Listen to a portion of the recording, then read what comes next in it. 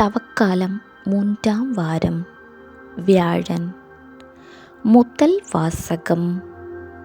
தங்களின் கடவுளாகிய ஆண்டவரின் குரலை கேளாத மக்களினம் இதுவே.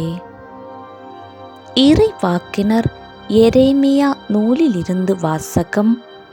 அதிகாரம் 7, இறை வார்த்தைகள் 23 முதல் 28 முடிய. ஆண்டவர் கூறியது: நான் இஸ்ரவேலுக்கு கொடுத்த கட்டளை இதுவே. என் குரலுக்கு செவி கொடுங்கள். அப்போது நான் உங்களுக்கு கடவுளாய் இருப்பேன். நீங்கள் எனக்கு மக்களாய் இருப்பீர்கள். நான் கட்டளையிட்ட நெறிகள் அனைத்தையும் கடைப்பிடியுங்கள்.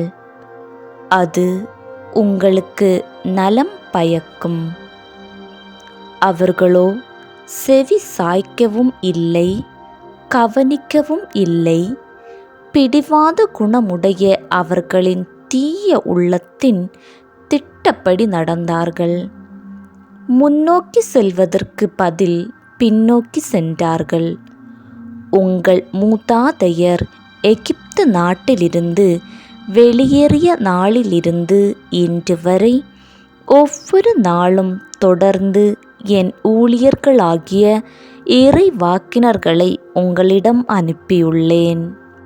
அவர்களோ எனக்கு செவி சாய்க்கவில்லை, கவனிக்கவில்லை. முரட்டு பிடிவாதம் கொண்டு தங்கள் மூதாதையரை விட அதிக தீச்செயல் செய்தனர்.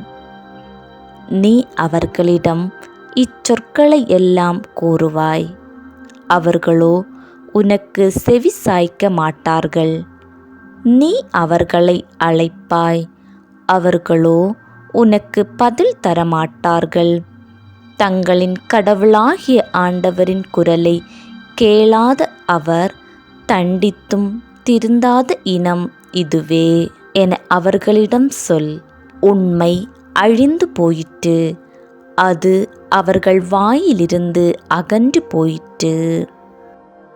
ஆண்டவரின் அருள் வாக்கு. இறைவா, உமக்கு புகழ்.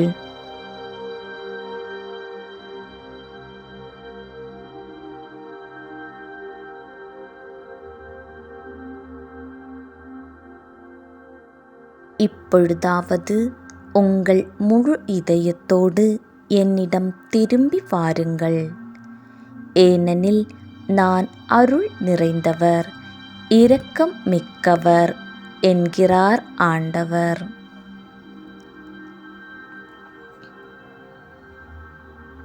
நற்செய்தி வாசகம்.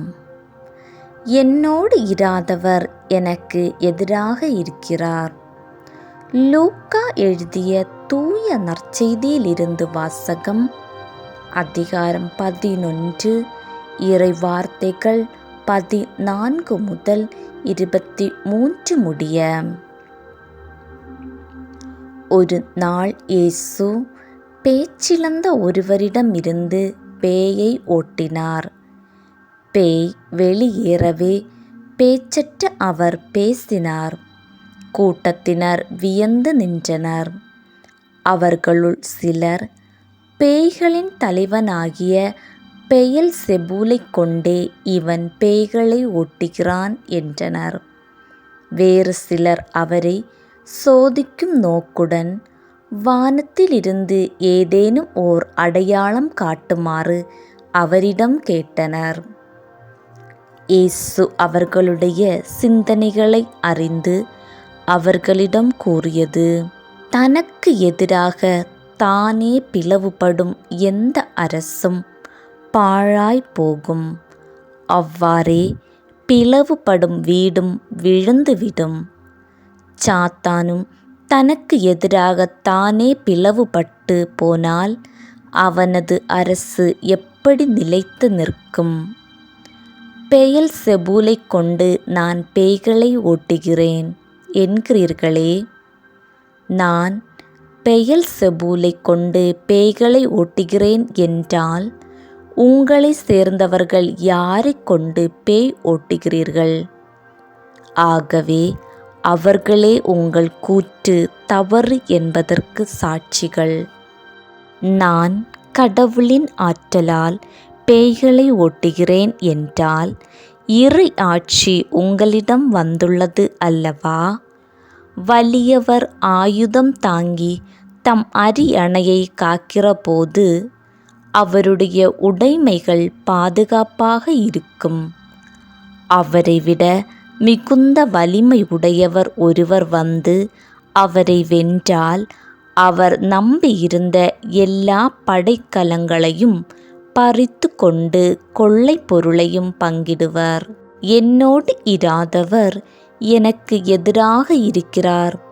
என்னோடு இணைந்து மக்களை கூட்டி சேர்க்காதவர் அவர்களை சிதறடிக்கிறார்.